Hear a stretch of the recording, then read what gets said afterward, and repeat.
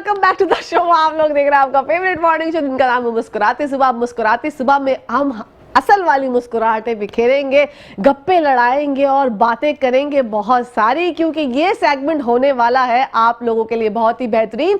बहुत सी बातें होंगी, बहुत से गप्पे होंगे और आप किस तरीके से मशहूर हो सकते हैं इस पर भी रोशनी डालेंगे। अगर आपके अंदर कोई टैलेंट है और आपको लगता है कि इस टैलेंट को मैं वेस्ट कर रहा हूँ, जिंदगी में कोई राह नहीं दिख रही, तो आज के सेगमेंट में हम आपको जिंदगी की राह दिखाएंगे। हमारे साथ जो पहली हस्ती मौजूद है, जो शख्सियत मौजूद है, उनकी जिक्र क्या करूं, उनकी तारीफ क्या करूं, उनकी मैं बात क्या करूं। वो किसी तारुफ के मोहताज नहीं है। जहां भी जाते हैं कहे बिखेर देते हैं, जहां भी जाते हैं ऐसी रौनकों की कहकशाएं बिखेरते हैं कि लोग हैरान हो जाते हैं कि आप इतना अच्छा कैसे बोल लेते हैं, आप इतनी अच्छी बातें कैसे कर लेते हैं। ये जो टैलेंट है, ये इनबॉर्न टैलेंट है या कहीं से सीखा है? आइए आप सबकी मुलाकात करवाते हैं हमारे मुल्क के बहुत ही जबरदस्त, बहुत ही होनहार, और इनसे हमने बहुत कुछ सीखा है। अगर आपको बात करनी है, अगर आपको कॉमेडी करनी है, अगर आपको होस्टिंग करनी है, तो आप इनसे सीखिए। सलीम आफरीदी साहब हमारे साथ मौजूद है। अस्सलाम वालेकुम।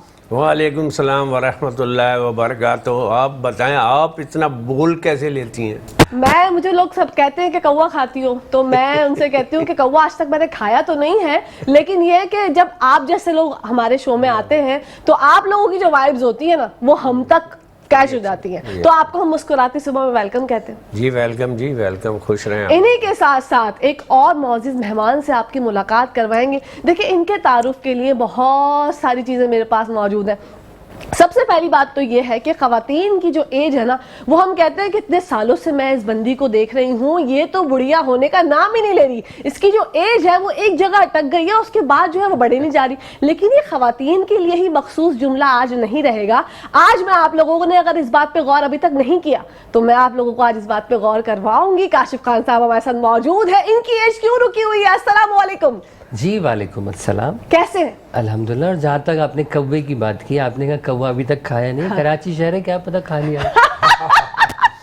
वैसे ये है, कोई देसी मुर्गी का सूप कह के पिला दिया हो किसी ने, भाई कुछ नहीं पता। बिल्कुल ऐसा ही है, कोई बिरयानी में खा लिया हो, ठेले की बिरयानियां, एग्जैक्टली ऐसी है। तीसरी मौजूद हस्ती से आपकी मुलाकात करवाएंगे। हमारे साथ मौजूद है अतहर जावेद सूफी साहब, जो कि chairman Pakistan journalist association film and TV से हमारे साथ मौजूद है। अस्सलाम वालेकुम। कैसे हैं सर? वालेकुम अस्सलाम, अल्हम्दुलिल्लाह। माशाल्लाह, आपको भी हम वेलकम कहते हैं मुस्कुराते। शुक्रिया। बिल्कुल।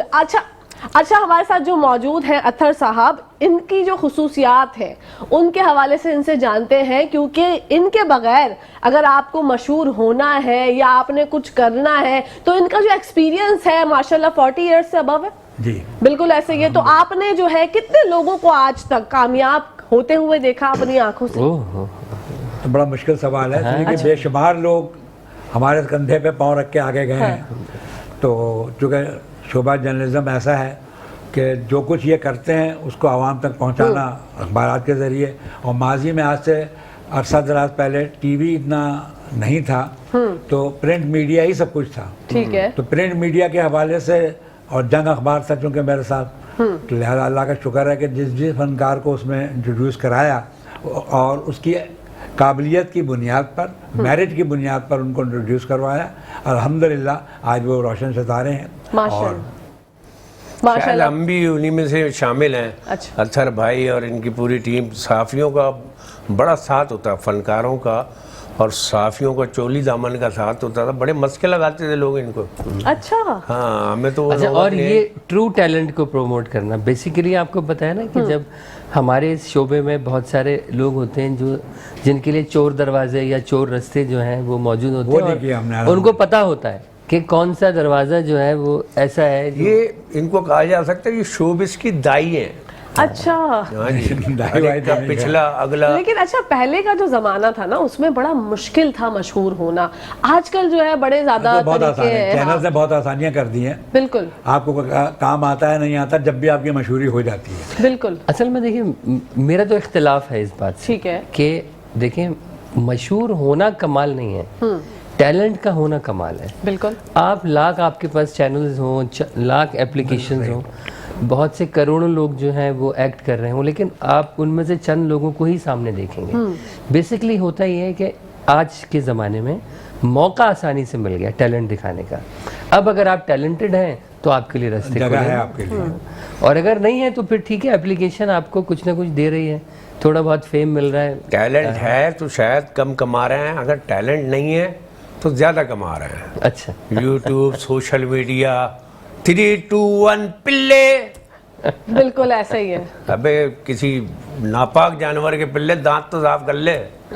गुटखा मावा खाने वाले हिट हो रहे हैं, और क्या चाहिए। सही कहा। लेकिन सिनेमा देखिए वो भी एक टैलेंट है ना। देखिए हमेशा से ये होता है कि हर चीज़ की एक क्लास है, बिल्कुल। वो जब उस क्लास में अपने आप को प्रेजेंट कर देता है तो वहाँ से जो ताल्लुक उस लोकेलिटी के लोग हैं वो उसके फैंस हो जाते हैं। इसी तरह आप इसको अपग्रेड करते रहें। तो हमारे शोबे में अगर हम स्टेज की बात करें, स्टेज से नीचे तो कोई काम ही नहीं था पहले। बिल्कुल। आजकल स्टेज से भी जो नीचे है, यानी बिल्कुल ही इनिशियल स्टेज जिसे कहते हैं, वो ये है जो आप घर से अपना टैलेंट दिखा रहे हैं। तो अगर आप यहाँ पे थोड़ा कुछ कर गए तो फिर आपके पास पहली सीढ़ी थिएटर है, उसके बाद फिर आप नहीं करने की कोई ज़रूरत नहीं है। मैं तो समझता हूँ ये इलेक्ट्रॉनिक जो मीडिया है वो भी अब सोशल मीडिया को ही फॉलो कर रहा है। वहाँ जो हिट है, तीसरे दिन टीवी पे बैठा होता है वो लड़की, भीगा भीगा है सामा ऐसे में है तू कहाँ। अब वो लड़की को क्लोज में देखा उस दिन, एक चैनल में बैठी हुई थी, साइड का दांत नहीं है। मैंने कहा एक दांत नहीं है, ये हाल है, पूरे दांत वाली होती पता नहीं क्या करती है। बिल्कुल ऐसे ही है। ये एक सोचने वाली बात है कि आजकल जो है वो मशहूर होना बहुत आसान है। सर आपकी तो माशाल्लाह पूरी लाइफ का एक्सपीरियंस मैं जानना चाहूंगी, कितने लोगों के बारे में जो है वो आपने अपने अखबारों में शाया किया, और कितने लोगों को, जैसे ये आप दोनों भी बैठे हैं, मिसाल है कि ये कह रहे हैं कि आपने ही जो है वो इन्हें बनाया है, तो ये बहुत अच्छी बात। बहुत छापा। देखिए रीमा 40 साल में बेशुमार इंटरव्यूज किए, ठीक है, बेशुमार फनकारों को इंट्रोड्यूस कराया उसने, और जो हकीकत में फनकार थे उनको उनका मुकाम दिलाने में प्रिंट मीडिया का बहुत हाथ है। उस वक्त इलेक्ट्रॉनिक मीडिया इतना नहीं था।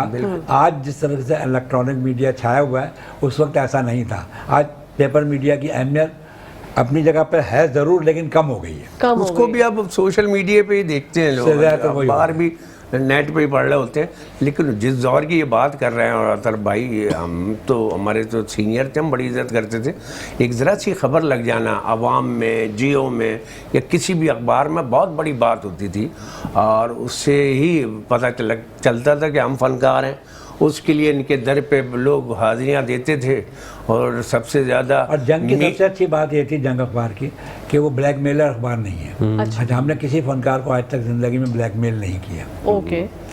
हाँ की जी। वजह ये थी सबसे बड़ी कि मालिकान का ऑर्डर यही है कि अगर खबर सही है तो आप छापें, अगर गलत खबर छपी है तो आप कोर्ट नहीं जाएंगे, कोर्ट फिर आपको जाना पड़ेगा, इदारा आपके पीछे नहीं आएगा। जबरदस्त। तो आजकल जो ये जो नेगेटिव पब्लिसिटी है, लोग इसको ज्यादा ऑन करते हैं। सहाफत इश्यू कहते हैं, बाज़ अखबारात का उसमें जरिया माश यही है कि खुद भी कमाओ और हमें मिला के खिलाओ। ओके। बस कुछ लोग छुपे होते हैं उसी उसमें। बहरहाल खैर, लेकिन माशाल्लाह सूफी साहब रीमा, कॉलम लिखा करते थे, मीरा, कॉलम लिख रहे हैं। ये सब स्टाइल। मीरा आज भी इनकी फ़ोन किए बगैर कराची नहीं आती। माशाल्लाह। हाँ जी। ये उनका रिकॉर्ड है। रीमा भी हैं, नहीं, पुराने मोहम्मद अली। आर्टिस्टों के अंदर सबसे अच्छी खूबी की बात यह है कि हमारे मुनासिब उनसे इसी वजह से बरकरार हैं कि वो रिस्पेक्ट करना भी जानते हैं, रिस्पेक्ट कराना भी जानते हैं। ग्रेसफुली मिलते हैं, इज्जत से मिलते हैं, इज्जत करते हैं। यही वजह है। बिल्कुल ऐसे ही। लेकिन और एक बात बोलूँ, बड़ी सच्ची बात है अतर भाई, आपको भी शायद अजीब लगे बात, आप ही के इदारे के एक बड़े रिसाले में हाँ, मैंने मीरा का इंटरव्यू देखा। उन्होंने इंटरनेशनल टूर किया था और माइकल जैक्सन मिले और उन्होंने बड़ी तारीफ़ की, उनके साथ फ़ोटो भी और फला फला फला। उसी मादम तसाव के उसी एक्शन में माइकल जैक्सन के साथ खड़ो के बात है। मेरा फ़ोटो भी था। मैं भी लंदन गया हुआ था, और थोड़े दिन बाद मीरा छपी और वो मैं माइकल जैक्सन ने बड़ा पसंद किया, और ये फ़ोटो खुदा की कसम मैंने देखा था। वो सारे एक्टर हो सकता है। मदम तसाव के म्यूजियम में वो फ़ोटो बनाया, और मेरे पास भी आज तक पड़े उसी एक्शन में माइकल जैक्सन का मेरे साथ। वाह। तो वो ये भी हुआ है। हुआ ये होगा कि उन्होंने जो अखबार की गलती नहीं है, लिखने वाले की गलती नहीं है, उसको जैसा ब्रीफ किया गया, उसको जैसा बताया गया, उसने मनोहन छाप दिया। अब वो रीमा हाँ, की, उसको वेरीफाई करके छापना चाहिए। रीमा से कौन वेरीफाई करेगा? रीमा तो नहीं, रीमा नहीं होगी, वो मीरा होगी। नहीं, रीमा थी सर, रीमा थी। मुझे याद है। बहुत बड़ा रिसाला, पूरे पेज का इंटरव्यू, माइकल जैक्सन खड़ा हुआ। आपकी आवाज़ वहाँ पहुँच जाएगी इसका। जी जी। इसका अजाला होगा। अच्छा, ये फोन पे पूछ 25 लिया साल जाएगा। पहले की बात है। मैं गालिबन 94 में यूरोप गया था, तो 94 ही की बात है ये। तो लेकिन वैसे वो ऐसा जो- होना नहीं चाहिए, ऐसा होना नहीं चाहिए। लेकिन वो जो ये कह रहे हैं ना सर कि आपके पास कॉल आ जाएगी, तो इस बात में भी सदाकत है, कॉल फौरन आ जाती है। अगर कोई भी आप बात करते हैं तो आपके जो दोस्त है बाप वो है, वाली कॉल नहीं है, हाँ। बल्कि वो इस तरह है कि तस्दीकी और तस्दीकी कुछ कॉल आ जाएगी भाई, हम तो उनकी सवाल बात कर सकते हैं, उससे पूछ सकते हैं कि भाई क्या ऐसा हुआ था, वो जवाब देगी। हम आफरीन अच्छा, मैं साहब को बता खामोश दें। हो गया था, उसके अखबार की वैल्यू इतनी थी, मैंने कहा बस ठीक है। लेकिन प्रिंट मीडिया की बहुत आज तक वैल्यू है। अगर आप आज कहीं भी है। वीजा अप्लाई के सनद लिए है, जाते प्रिंट हैं, मीडिया देखें, टीवी चैनल पे एक चीज चली, थोड़ी देर बाद गायब हो गई। बिल्कुल। लेकिन प्रिंट मीडिया में जो आपने छाप दिया वो छपा हुआ ही है वो फिर। हाँ, और वो वीज़ाज के लिए आपको बड़ा काम में आता है। ओके। जो जब आप वीज़ा के लिए अप्लाई करते हैं तो हमेशा जो प्रिंट मटेरियल है वो आप उनको बाई हैंड दे सकते हैं, बाई मेल दे सकते हैं। अदरवाइज जो इलेक्ट्रॉनिक मीडिया के जरिए पहुंचते हैं तो फिर आप लिंक्स डालते हैं, अब लिंक्स कौन ओपन करेगा, क्या करेगा, बिल्कुल बिल्कुल। प्रिंट और फिर मीडिया लोग तो मौजूद फेक है भी ना। बना लेते हैं। तो प्रिंट ऐसा मीडिया है, हमें याद है कि हम बड़ी बड़ी बुक्स होती थी जब अखबार में छपता था, जैसे सूफी साहब ने छापा तो हमें बता दिया कि भाई आज का आवाम ले लेना अच्छा, या आज का जंग ले लेना। अब हमने जंग लिया, उसमें से वो तराशा निकाला अपनी खबर का और डेट के साथ अपनी एक बुक बनी हुई थी उसमें चस्पा कर दिया उसको। वाओ, मेरे तो पास पूरी एक एल्बम है। इतने बड़े बड़े 2 रजिस्टर हैं, जो एक लड़के ने माशाल्लाह। मुझे पूरा डिज़ाइन करके दिया, मेरी हज़ारों खबरें, कटिंग। और हमें तो पहली खबर भी याद है, उमर भाई हाँ, आगाज़ अखबार में परवेज़ मदर साहब ने उनका हमारे पहला फोटो छापा एसोसिएशन था। के वो सदर हैं, पहली तस्वीर उन्होंने छापी थी उमर शरीफ की। उसने हर फंक्शन में इंडोर जिक्र किया जब किया, सामने बैठे हुए क्रेडिट हैं दिया। कि इन्होंने मेरी पहली तस्वीर छापी। माशाल्लाह। ये- तो आजकल के आर्टिस्ट मुझे लगता है इस चीज से महरूम है। नहीं, असल में महरूम वो नहीं है, दौर अलग था। दौर आजकल अलग था। जो ये वाला है ना कि जैसे हमने आपके साथ प्रोग्राम किया तो हम आपसे रात तक या बुलंद इकबाल साहब से बोलेंगे कि भाई हमारा क्लिप दे दें, फिर हम जब तक उसको अपने सोशल मीडिया पे खुद वायरल नहीं कर देंगे जब तक हम चैन से नहीं बैठेंगे। लेकिन उस ज़माने में हमें ये पता ही नहीं होता था कि हमारी क्या चीज़ चली गई। हमने एक इवेंट में परफॉर्म किया, नीचे वो मैक के वो थे ना शोबिस के नाम अभी याद है, जुल्करनैन, वो बैठे हुए थे। उन्होंने जनाब तीसरे दिन मैग में जो है न्यूज़ छपी। अब इंग्लिश अखबार में या इंग्लिश रिसाले में छपना और बड़ी बात होती थी। बहुत बड़ी बात। उसकी वजह ये थी कि ये सारा मटेरियल आपका हमेशा इंटरनेशनल टूर्स के लिए काम में आता था। तो बिना सिफारिश के, बिना जान पहचान के कहीं से उन्होंने तस्वीर ली होगी किसी के पास। ये हो गया है। जैसे मैं अभी जापान गया हूँ तो वो किसी साफ़ी एजेंसी ने खबर ले ली, और जनाब जो आज तो 400 के करीब तो कराची में अखबार छपते हैं आज भी, बिल्कुल। छोटे मोटे मुख्तलिफ नामों से, रुकैया, हाँ जो भी है। फला फला जो क्या क्या नाम रखे हैं उन्होंने। आप अपनी तो पड़ोसन लेकिन का नाम होता ये है कि वो खबर छपी अखबार में, उसकी कटिंग हमने अपने सोशल मीडिया पर डाल दी तो उससे फिर फैल जाती है। माशाल्लाह। लेकिन अब ये जिम्मेदारी हमारी होती है ना। हाँ। लेकिन उस ज़माने में ये था कि जो जिनका काम सहाफ़त करना होता था वो अपने, ज़ाहिर है उनकी भी एक जॉब है ना, उनको भी अखबार का पेट भरना है, तो वो खबर की तलाश में होते थे। तो उस वक्त फंक्शन हमें इतने होते थे उस वक्त कराची में, एक एक होटल में 3-3 4-4 फंक्शंस होते थे। मेरे पास कराची राउंड अप था, आधा पेज था जंग अखबार, तो जगह नहीं होती, एक दिन में फंक्शन इतने होते थे। ओके, इससे लोग क्या? सिफारिशात भी बहुत करते होंगे कि हमारे सिफारिशें हमारे तो बारे आती में रहती लिख है, दे। सिफारिश रास्ता तो आती वही रहती है ना, मैंने बताया ये वो तो रास्ता आप किस था। तरीके से फिर मैनेज करते थे कि जो ऑथेंटिक बात? फंक्शन प्रायोरिटी के ऊपर छपता है, जिसका काम अच्छा हो वो छपेगा। अच्छा, मतलब यहाँ पर भी ये चीज थी। मतलब variety एक्स्ट्रा ऑर्डिनरी टैलेंट अगर है हाँ। तो फिर आपको, जैसे आज भी अगर हम मेट्रो पर हैं तो हमारी ख्वाहिश यही है कि हम इसी तरह और किसी न्यूज़ चैनल पे भी मॉर्निंग शो में बुलाए जाएं और जगहों पे बुलाए जाएं, लेकिन पीछे आपका कारनामा भी ऐसा होना चाहिए। बिल्कुल ऐसे, ये कारनामे पे भी बात रोकते हैं। कता कलामी के लिए माफी। यहाँ पर टाइम हो गया ब्रेक का। नाज़रीन, आप लोगों ने कहीं जाना नहीं, देखते रहिए मुस्कुराते सुबह। जी नाज़रीन, welcome back to the show. आप लोग देख रहे हैं आपका फेवरेट मॉर्निंग शो जिसका नाम है मुस्कुराते सुबह। सूफी साहब की जानिब जाएंगे। सर, पहले के ड्रामाज में और अब के ड्रामाज में खासा फर्क है, इसकी वजूहात क्या समझते हैं? इसकी वजह यह है कि पहले टीटीवी एक ही चैनल था, लेकिन उसमें जो लोग काम कर रहे थे वो मुखलिस थे, पेशावर लोग हायर किए जाते थे, उनकी ट्रेनिंग होती थी, तरबियत होती थी। तो लिहाजा पीटीवी की जितनी भी प्रोडक्ट उस ज़माने में थी वो काबिल तारीफ़ है। आज भी उन ड्रामों को देखा जाता है, पसंद किया जाता है, बिल्कुल। जबकि मौजूदा दौर में उस पर उतनी स्टडी नहीं की जाती। ठीक है। अब स्टडी के बगैर जब आप ड्रामा बनाएंगे तो वक्ती तौर पर तो वो चल जाएगा, लेकिन हकीकत के अंदर ड्रामे वही हैं जो पीटीवी ने अपने दौर के अंदर पेश किए। गुज़िश्ता रोज़ मैंने बाअदब बामुलाज़ा होशियार एक नशिस्त में ख़त्म किया है। अच्छा, 13 एपिसोड्स उसके, असल में होता ही है सर, वन गो में देखें आप। वो तरबियत याफ्ता लोग थे, पीटीवी के भी उस दौर में बाहर से सीख के आए थे। अच्छा, आज की तरह उसमें अंग्रेजी उर्दू का माहौल नहीं था।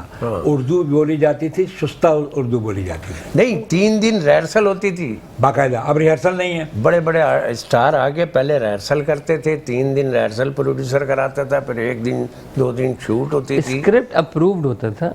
एक शोबा था पीटीवी में, जब जो भी स्क्रिप्ट आता था पहले वहाँ पर अप्रूवल के लिए जाता था, उसके बाद फिर उस पर कोई एक्शन आता। पहले स्क्रिप्ट पे ही डिस्कस होता था, अब दोबारा राइटर लेके लाया, फिर रिहर्सल हुई, फिर शूट पे कहीं जाते थे। आज भी ऐसा ही होता है वहाँ। नहीं हाँ, लेकिन ये है कि जो उस ज़माने के बाकायदा बड़े बड़े नाम, ज़ाहिर है वो तो रिटायर्ड हो गए कुछ और दूसरी जगहों पे चले गए, लेकिन अब जो नई पौध आई है शायद वो उस ट्रेनिंग से या उन मामला से ना बलद है। पीटीवी वो ट्रेनिंग या सेंटर हमारे- खत्म हो गया एक तरीके से। हाँ, लेकिन जो पीटीवी सिखाता था ना, शीन काफ दुरुस्त होना चाहिए। बिल्कुल। आप जब कैमरा के सामने बैठे हो तो किस तरह बैठना है, क्या करना है, अगर आपने टांग ऊपर रखनी है तो कैसे रखनी है, क्या होना है, गुफ्तगू अबे ओए तू, ये ऑनियर नहीं जा सकता था वहाँ से। लैंग्वेज होती थी, गुफ्तगू आप- रेडियो की क्योंकि- लैंग्वेज होती थी। अब रेडियो का रिवाइवल हमने सुना है, अगर रेडियो का रिवाइवल प्रॉपरली हो जाए तो हम आर्टिस्ट आना शुरू हो जाएंगे, जी, अच्छी नए आवाज़ें लोग आ आना शुरू हो जाएंगे। जाएंगी। बस हम भी ये कहते हैं अगर हमने रेडियो ना किया होता तो शायद हम इस जगह पर मौजूद ही नहीं होते। बिल्कुल। सिर्फ सौती असरात से। पीटीवी को कामयाब बनाने में उस वक्त के रेडियो के सदाकारों की बहुत बड़ी। बिल्कुल, ये सब रेडियो पे काम करते थे, रेडियो पे सिर्फ सब काम आवाज करते की हैं। एक्टिंग होती थी। महमूद अली और फला फला फला। और आवाज की जो एक्टिंग है ना वो बहुत मुश्किल है, वो आपको बेसिक सिखाती है। और वही सिखाती एक्टिंग में मैं आपको बताऊं, कुछ नहीं, आवाज बड़ा काउंट करती है। No doubt. और आवाज में कॉन्फिडेंस है तो पूरा चेहरा जैसा भी आपको चल उसी जाता से फिर आप जो है ना माहौल बनाते हैं। अगर सैड माहौल है, खुशी का माहौल है, वो आपके आवाज़ का तासुर ही इस बात को साबित करता है, जबकि आप कैमरे पे नहीं हैं, सिर्फ साउंड बाइट पर हैं। बिल्कुल, डायलॉग और फेशियल एक्सप्रेशन इनको सिंक्रोनाइज होना चाहिए। Exactly. जब जा करके अथेंटिसिटी आएगी आपकी परफॉर्मेंस में, लोग एक्सेप्ट करेंगे।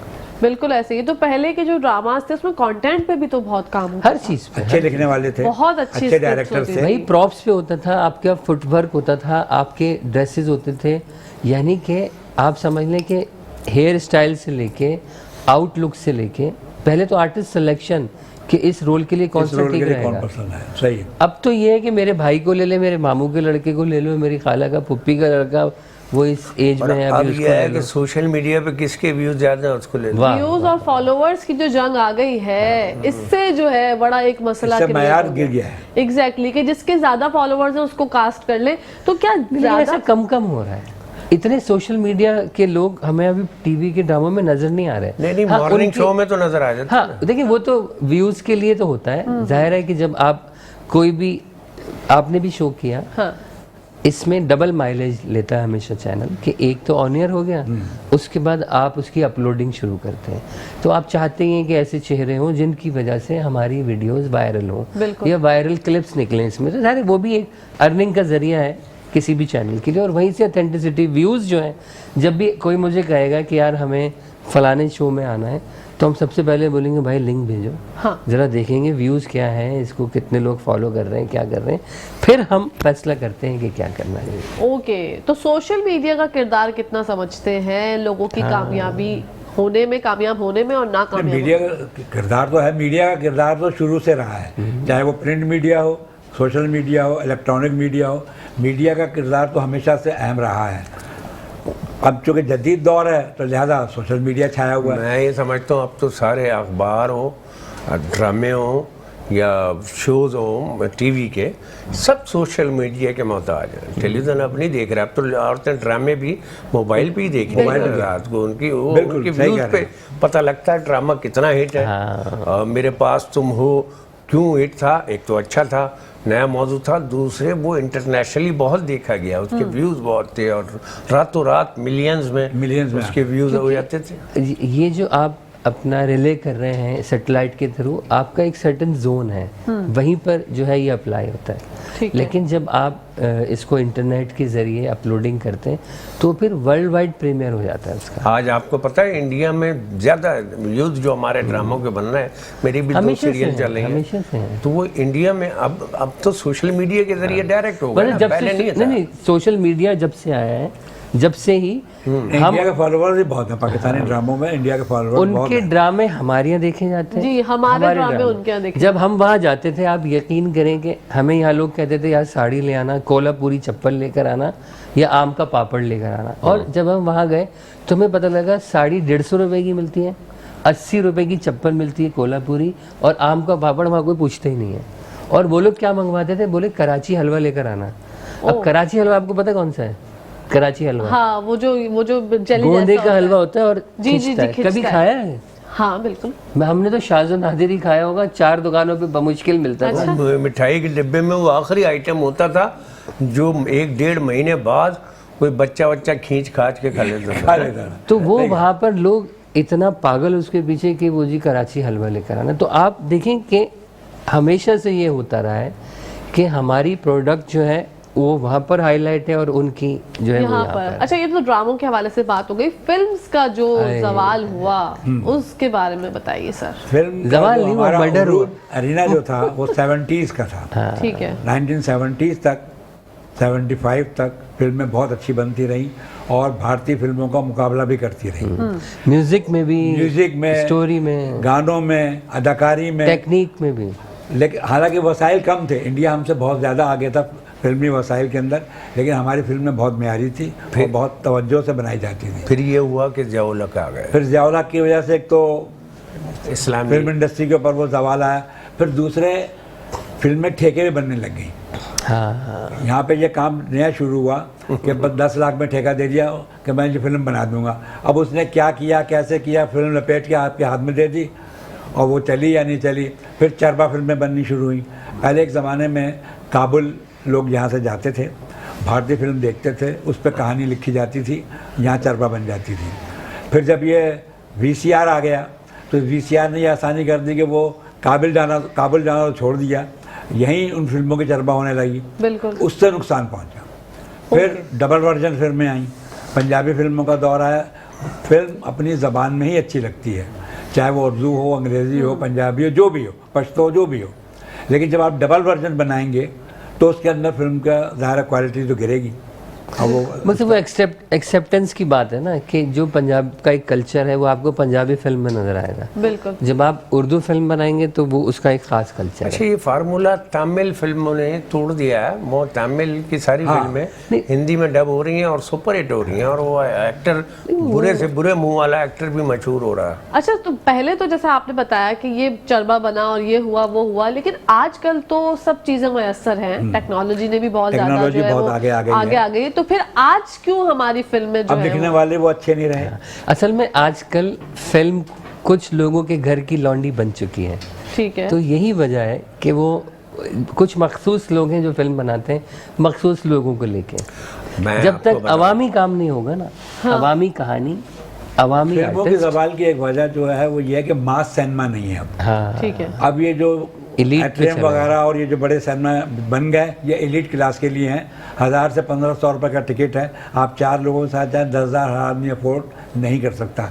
इंडिया में और दीगर ममालिक के अंदर फिल्म इंडस्ट्री इसलिए कामयाब है कि वहाँ आज भी टिकट 50 रुपए है, अफोर्डेबल है, लोग देख सकते हैं जाकर के। लेकिन सर एक ये बात भी तो समझ नहीं आती ना कि चैनल फिल्म बनाता है या उसको स्पॉन्सर करता है, ये चीज ये जरूरत है। देखें, फिल्म में जदीद तकाज़ों की इस ज़रूरत चीज यही की है। जरूरत है जब तक कॉरपोरेट सेक्टर इन नहीं होगा ना आपकी फिल्म इंडस्ट्री में। ठीक है। जब कॉरपोरेट इन होगा वो फखरिया बताएगा कि ये हमारे मुल्क का कल्चर है। वो करोड़ों रुपए एक 30 सेकंड के इश्तिहार पे लगाने को तैयार है, लेकिन वही करोड़ों रुपए 2 घंटे की फिल्म बनाकर आवाम को दिखाने के लिए तैयार नहीं। उसकी वजह ये है कि वो आवाम देखेगी। असल मसला ये है कि हम मुकाबला करते हैं इंडियन फिल्म इंडस्ट्री से, वहाँ बाकायदा इंडस्ट्री है, एकेडमीज है, इंडस्ट्री है। टेक्निक भी हैं और वहाँ बाकायदा इंस्टीट्यूट भी हैं, लेकिन वहाँ जितना आप लगाते हैं वो रिकवर हो जाता है। फिल्म भी रिकवर करती है। मार्केट इतनी बड़ी है। यहाँ मार्केट नहीं है, हज़ारों की तादाद में सिनेमा है वहाँ, हज़ारों की तादाद में सिनेमा। मुकाबला इंडियन फिल्मों से किया जाता है, मार्केट है नहीं। मतलब माल वो वाला चाहिए, प्रोडक्शन की सलाहियत है नहीं। असल में अब यहाँ जितना पूरी फिल्म पे लगाते हैं, 110 सिनेमा थे यहाँ, अब 26 सिनेमा है। हाँ जी, अब जितना फिल्म पे लगाते हैं पूरी, वहाँ एक गाने पे उससे ज्यादा लग जाता है, बिल्कुल। एक फाइट पे उससे ज्यादा खर्च कर रहे होते हैं, वो टेक्निक्स भी और ये सारे काम। और हमारे यहाँ जो है वो ड्रामास पे अच्छा खासा इन्वेस्ट होता है मूवीज की बनिस्बत। हाँ जी, और वो देखे जाते हैं हिंदुस्तान आप में। देखिए ना, रिकवरी है। देखिए ड्रामा आप बना लें, आपका ड्रामा हिट है ना, आपकी रिकवरी है। पहली रिकवरी आपके जो टेलीकास्ट के राइट्स जो है उनसे हो जाती है, उसके बाद डिजिटल राइट्स हैं, फिर इंटरनेशनल राइट्स हैं, क्योंकि वो डिजिटल में भी कुछ कंट्रीज़ हैं वो आपकी जो हैं वो इजी अप्रोचेबल होती हैं, कुछ जगहों पर आपको स्पेशल राइट्स लेने पड़ते हैं। तो आपको ये इंटरनेशनल से डिजिटल से सब कवर हो जाता है। ये फिल्म के साथ भी हो सकता है, ठीक है। लेकिन प्रॉब्लम ये है कि कुछ लोग आए, अच्छे टॉपिक्स लेकर आए, नए लोग लेकर आए फिल्म में जो जिनके एक्सेप्टेंस हो। सूफी साहब ने बहुत अरसे पहले एक बात कही कि एक ज़माना था जब फिल्म का आर्टिस्ट टीवी पर नहीं जाता था, उसने एक्सक्लूसिविटी रखी हुई थी कि मुझे फिल्म में ही आना है, तो लोगों की मजबूरी थी कि जब उसकी फिल्म लगती थी अपने पसंदीदा आर्टिस्ट ये मशहूर होता था अगर कोई फिल्म का आर्टिस्ट टीवी पे आया है कि इसका बुरा वक्त आ गया इसलिए टीवी पे आ गया, एक दौर ये था। अब फिल्म के अदाकार टीवी पे काम करने में फख्र महसूस करते हैं क्योंकि उनको वहाँ पेमेंट ज़्यादा मिलती है। बिल्कुल। और दूसरी बात, टीवी जो है वो तो आपकी 30 रुपये या 50 रुपये लाइसेंस फीस, या जो आप केबल वाले को देते हैं 250 रुपये में 50, 100, 200 चैनल घर पे आ रहे हैं फ्री में।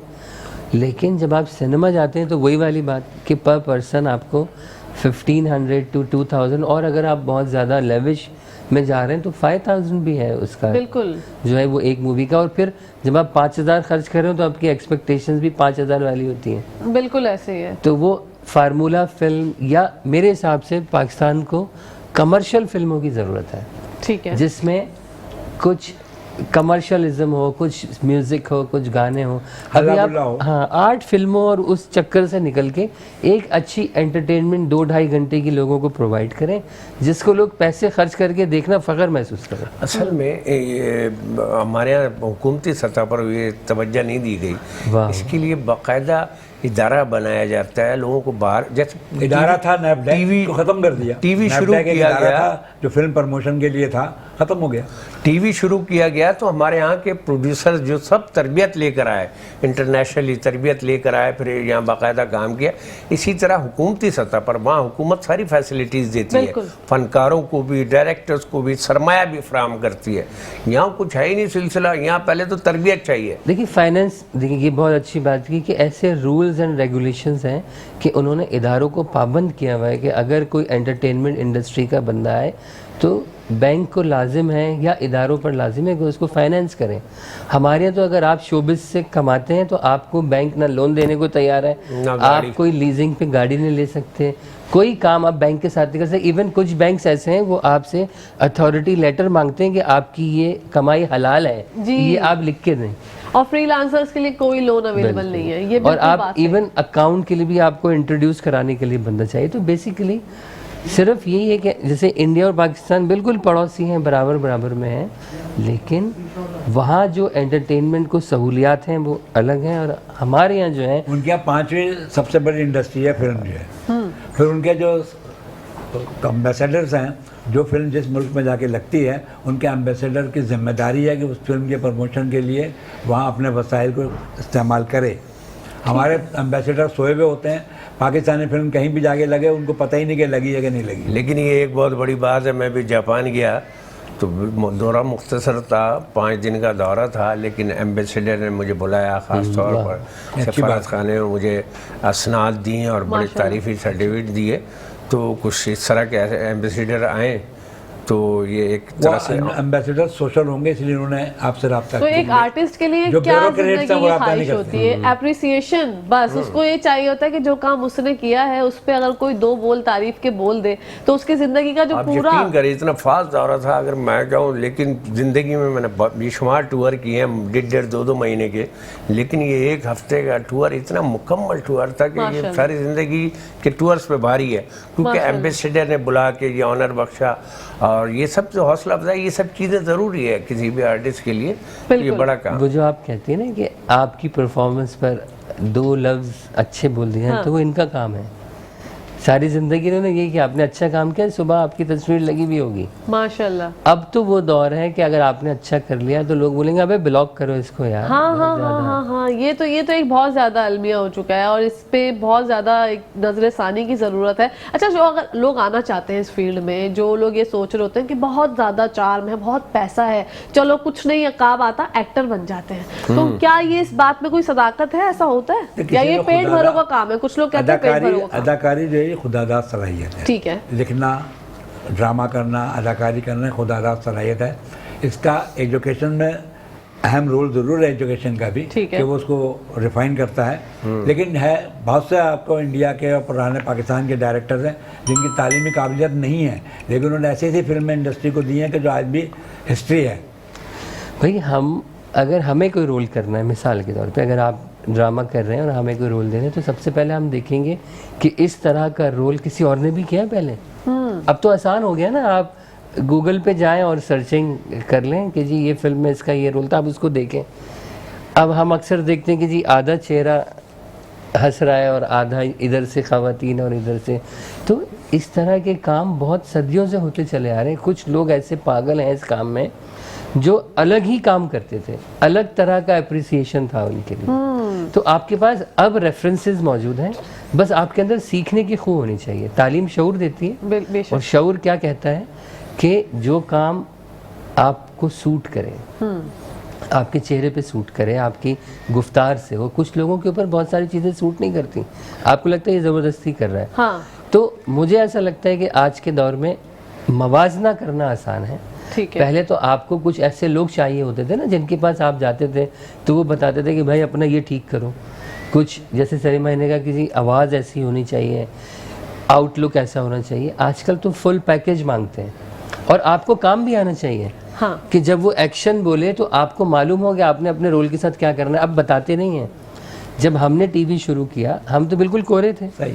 तो जो हमें डायरेक्टर्स मिले जैसे काजिम पाशा साहब हो गए, बहुत ज़बरदस्त कमाल है उनको। सबसे पहले जी अमीर इमाम साहब, हैदर इमाम रिजवी, वो जो शाहिद इकबाल पाशा, साहिरा काजमी, ये तमाम लोग पीटीवी के साथ मुंसलिक थे।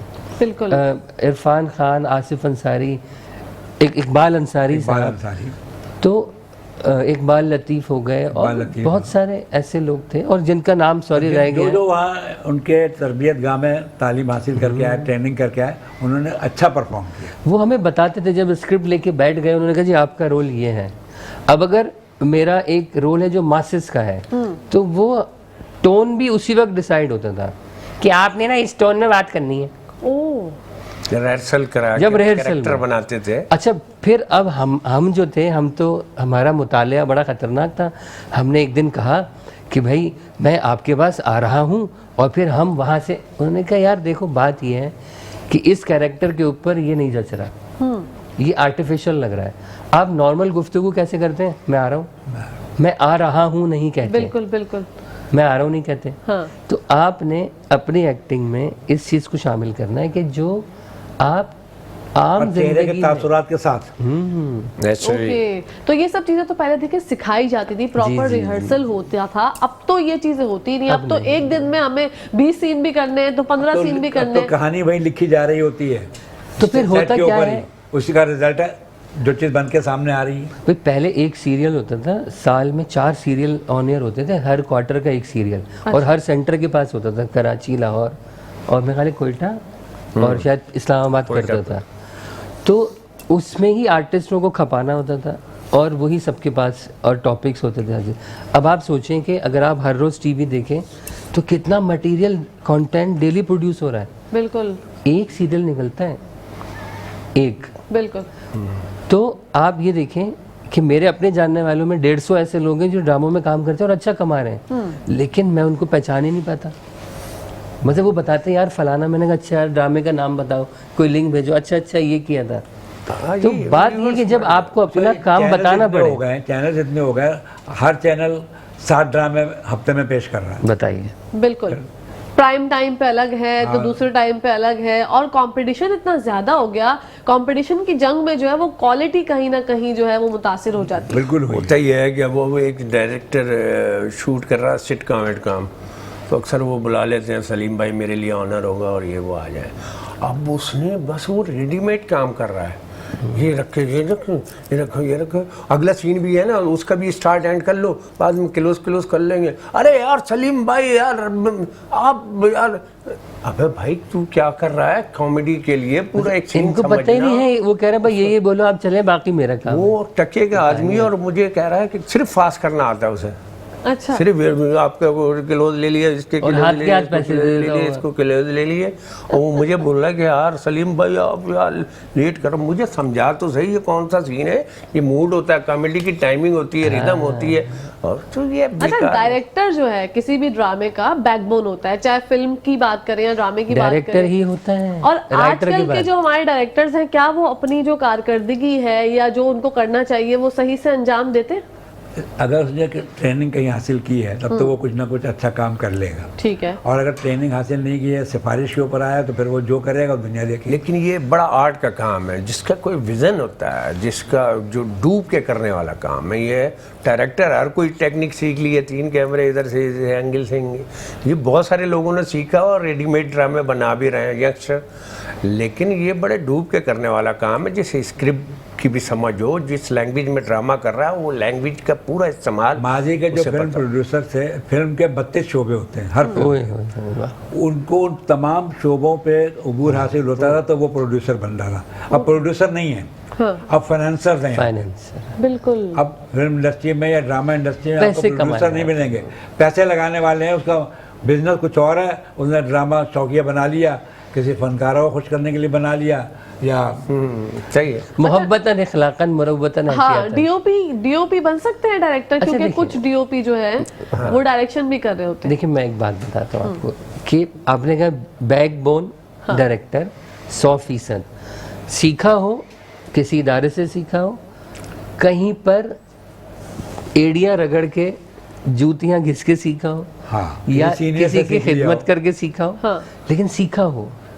अच्छा जैसे डीओपीज हैं माशाल्लाह, एक ज़माना था जो पुराने डायरेक्टर ऑफ फोटोग्राफी, तो उनका बड़ा रोल होता था। वही लोग ऐसे होते थे जो डायरेक्टर के कहने पर ही चलते हैं ना। 80% डायरेक्टर डीओपी। अच्छा कथा कला ये के लिए base माफी, जी, यहाँ जी। पर ब्रेक का टाइम हो गया है। नाज़रीन आप लोगों ने कहीं जाना नहीं, देखते रहिए मुस्कुराते शो। आप लोग देख रहे हैं आपका फेवरेट मॉर्निंग शो जिसका नाम है मुस्कुराते सुबह। हम काशिफ खान साहब से और सलीम अहमदी साहब से जानेंगे और सूफी साहब से भी जानेंगे कि बात तो हो गई कि प्रॉब्लम्स कहाँ कहाँ हैं, बेहतरी किस तरह से की जा सकती है फिल्म इंडस्ट्री के लिए और ड्रामाज इंडस्ट्री के लिए। देखिए बेहतरी का जहाँ तक है, बेहतरी आ जाएगी, धीरे धीरे आ जाएगी जब सब लोग अच्छे काम करने वाले, या फिर जो लोग आज काम कर रहे हैं सीख के पक्के हो जाएंगे, तो बेहतरी आ जाएगी। बेहतरी उस वक्त आती है जब वैसे तो मजमूई तौर पर पूरा माशरा ही दबाल का शिकार है। ठीक है। आप टैलेंट की कदर नहीं कर रहे। वो जो एक हफ्ते में ड्रामा बना के दे रहे हैं, ठीक है, उसको दे रहे हैं। अब टैलेंटेड आदमी जिसको काम आता है वो प्रॉपर काम करने के लिए प्रॉपर वक्त लेगा। लेकिन यहाँ जब आपको फास्ट चाहिए, एज ए बिजनेस काम कर रहे हैं, तो फिर वो बेहतरी का तो इम्कानात बहुत कम है। अच्छा कास्टिंग का जो क्राइटेरिया है वो आजकल ये हो गया है कि जिसके पास डेट्स है उसको जो है वो हम कास्ट कर लेते हैं और जो पैसे कम लेता है। देखिए अवेलेबिलिटी हमेशा से दरमियान में हाइल रहती है। ठीक है। और दूसरी बात बजट। आप बहुत अच्छे आर्टिस्ट हैं, लेकिन हमारे पास बजट नहीं है आपको देने के लिए, तो मजबूर है। बजट किसी के पास ही नहीं है। 2 आदमी जो मरकजी बिक रहे हैं उनको लाख रुपए पर डे दे देंगे, और फिर जब अभी एक मैं सीरियल कर रहा हूँ और वो रोल ऐसा था कि वो किसी जूनियर आर्टिस्ट से कराना चाह रहे थे, फिर वो मेरी तरफ आ गए, मुझे बोलने लगे कि आपने ये करना, इतने पैसे। भाई मैंने कहा मेरा तो इतना तो पेट्रोल गाड़ी का ही लग जाता है। तो नहीं, फिर वो जिसकी सिफारिश से वो आए थे वो कहना कर ले, इनका बजट ही इतना होता है। फिर मैंने किया जाके, जब पहले दिन काम किया तो उसके बाद शाम को सारे खुश थे और कहने लगे वो जितना आपने बोला है वही बजट आपको देंगे। यार क्या कर दिया आपने, इतने माशाल्लाह बड़ी उनको क्या बना दिया। तो ये हर तरह का काम चल रहा होता है। ठीक तो है। आज वो माशाल्लाह सीरियल चल रहा है, बड़ा अच्छा चल रहा है। लेकिन मसला ये है कि वो एक दो सीरियल से काम नहीं चल रहा है। एक और मेरा संजीदा कैरेक्टर में सीरियल चल रहा है, लेकिन भाई वो 50 एपिसोड का वो सीरियल है, काम मेरा सिर्फ 7 दिन में उन्होंने निपटा दिया। ओ, ये भी चालाकियां होती है प्रोडक्शन हाउसेस की, ये भी होती है। चालाकियां नहीं, शायद बजट में रहना होता है ना। देखिए अब जब वो इतना कॉम्प्रोमाइज कर रहे हैं, हकीकत बात ये है कि जो ये बात कह रहे हैं ना, फिल्म या ड्रामा बनना ऐसे ही चाहिए। प्रोफेशनल डायरेक्टर प्रोड्यूसर यही काम करेगा, फ्रेम टू फ्रेम उसको सॉर्ट आउट करेगा। बहुत पुरानी बात है, अशोक कुमार साहब पार्टीशन से पहले, उस ज़माने में 10,000 रुपये बहुत बड़ी रकम थी। हाँ जी। उनको एक डायरेक्टर ने, नक्शब नाम था जहाँ तक मुझे याद पड़ रहा है, उन्होंने उनको 10,000 रुपये पर डे के ऊपर 7 दिन के लिए हायर कर दिया। 7 दिन उनसे शूटिंग कराई। वो टाइम नहीं दे रहे थे, लेकिन चूँकि एक हैवी अमाउंट 10,000 रुपये पर डे उस ज़माने में, तो उन्होंने कर लिया। अब वो जब फिल्म लगी तो किसी ने कहा वो आपकी फिल्म लगी, बोला वो तो बनी नहीं है, तो 7 दिन में मुझसे काम लिया उन्होंने। वो उस ज़माने में 1.5-2 लाख रुपए ले रहे थे। उस डायरेक्टर की होशियारी थी, उन्होंने 70,000 रुपये उनको दिए, पूरी फिल्म करा ली। और पूरी फिल्म के जहाँ जहाँ उनके सीन थे वो सारे रिकॉर्ड कर लिए। तरीकाकार यही है, फिल्म या ड्रामा उसी सूरत में कामयाब होगा जब आपके पास पूरी उसकी बुक कीपिंग हो, बुक तैयारी हो पूरी आपकी। बिल्कुल। कि किस फ्रेम में कौन है, कितनी देर के लिए है, स्क्रीन प्ले क्या होगा। हमारे यहाँ से प्रोफेशनल प्रोड्यूसर बहुत कम है। और ये प्रोफेशनलिज्म चाहिए कि आपके 3 दिन चाहिए, बस आप काम करें और चले जाएं। उसमें क्या है कि आप भी आज़ाद, वो भी आज़ाद, पैसे भी हाथ के हाथ हो गए, लंबी अमाउंट आपको मिल गई, वो भी फारिग हो गए आपसे। वरना क्या होता है, जब लेके चलते हैं प्रॉब्लम कहाँ आती है, डेट्स में आ जाती है। डेट्स के अलावा आपके लुक में आ जाती है। आपने 4 सीरियल पकड़े हुए, वहाँ आपका लुक कुछ और है, इधर कुछ और है, तो कंटिन्यूटी जंप आ जाएगा। बिल्कुल। फिर ये होता है कि जब हम 3 प्रोजेक्ट्स कर रहे होते हैं तो हमें नहीं पता था कौन से कपड़े किस सीरियल में कहाँ पहने थे, तो वो फिर रिपीटेशन हो जाती है। या सम टाइम आप देख रहे होंगे कि जी अभी घर से निकला तो दानिश तैमूर के छोटे बाल थे, अब बाहर आ गया तो बड़े हो गए, कैसे हो गए। तो ये तमाम चीज़ें से आप आज़ाद हो जाते हैं। बिल्कुल। एक बेहतरीन अदाकार बनने के लिए क्या क्या चीज़ें होनी चाहिए अदाकार के अंदर? अदा, बेहतरीन बकवास आनी चाहिए। नहीं, अदायगी और कार होनी चाहिए आपके पास। अच्छा, कार होना भी जरूरी है। अदाकार है ना, तो अदायगी में अदा आ गया।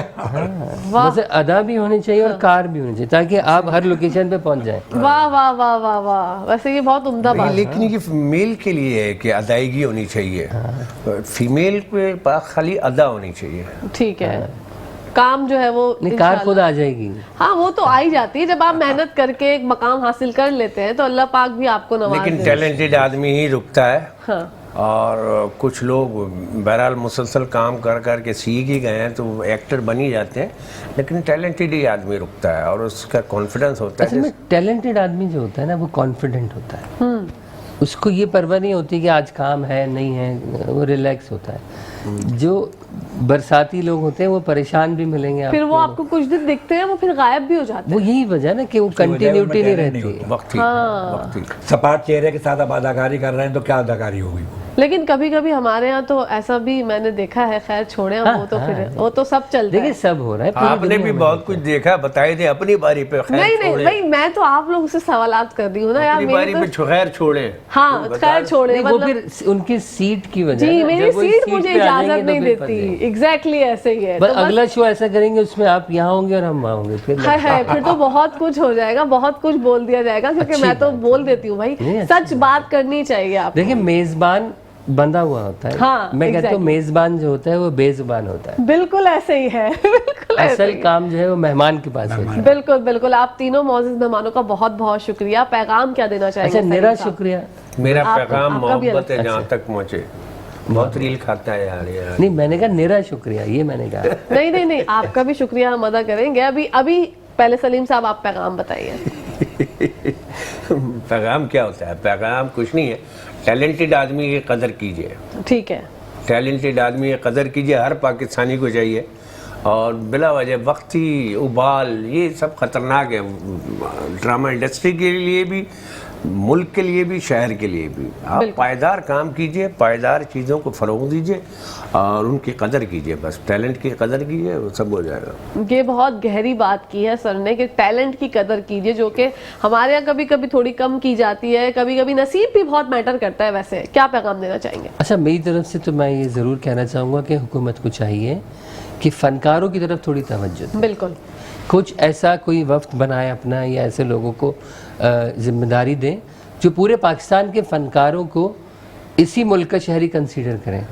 सिर्फ किसी एक सूबे के आर्टिस्ट पर उनकी नज़र नहीं होनी चाहिए, बिल्कुल, बल्कि पूरे पाकिस्तान के तमाम फ़नकारों को अपनी नज़र में रखें और देखें कि उनका लाइफस्टाइल कैसा है। यकीनन अल्हम्दुलिल्लाह हम लोग टैक्स पेयर हैं, कई सालों से फाइलर हैं, लेकिन कई सालों से टैक्स नहीं दे पा रहा है। हाँ। उसकी वजह है कि कोरोना के बाद ज़रिया आमदनी मुख्तसर हो गया। हाँ। तो लेकिन मेरा सिर्फ कहना का मकसद ये है कि जो हम देखते हैं ना सेहत कार्ड, तो सेहत के मामलात में कुछ फ़नकारों के इंश्योरेंस और इन सब चीज़ों के लिए ख़ास तौर पे करें। हाँ। क्योंकि फ़नकार जो होता है ना, कि जब उसने लोगों को खुश किया हुआ होता है तो ये तवक्को रखता है कि जब वो बीमार हो या किसी परेशानी में तो लोग उसकी भी दाद रसी बिल्कुल, क्योंकि फनकार बहुत हसास होते हैं। सर, आप क्या पैगाम देना चाहेंगे? मेरा पैगाम यही है कि मिनिस्ट्री ऑफ कल्चर को, मैं इनकी बात को आगे बढ़ाते हुए कहूँगा कि मिनिस्ट्री ऑफ कल्चर को ये जिम्मेदारी उठानी चाहिए कि वो एकेडमीज़ बनाए हैं पाकिस्तान में, ताकि लोगों को तरबियत मिल सके। ये काम हुकूमत की जिम्मेदारी है, प्राइवेट तो नहीं कर सकते। सैयद कमाल साहब ने भी एकेडमी खोली, 2-4 फनकारों ने और भी एकेडमी खोली, नहीं चल सकी। बिल्कुल, सरकारी सतह के ऊपर जैसे इंडिया में एकेडमीज हैं, यहाँ भी एकेडमीज बन जाएंगी तो चीज़ें जो है वो बहुत नॉर्मलाइज हो जाएंगी। बिल्कुल, आप तीनों मौजूद मेहमानों का बहुत बहुत शुक्रिया। इंशाल्लाह जिंदगी रही तो आप लोगों से फिर मुलाकात होगी। नाज़रीन, यहाँ पर प्रोग्राम का वक्त हो गया खत्म। अपनी होस्ट, अपनी दोस्त, अपनी प्यारी सी सहेली काकशा फैसल को इजाजत दीजिए। इंशाल्लाह जिंदगी रही तो आप लोगों से कल मुलाकात होगी। जब तक के लिए हमेशा के लिए पाकिस्तान जिंदाबाद, पाकिस्तान जिंदाबाद, फिर मान अल्लाह।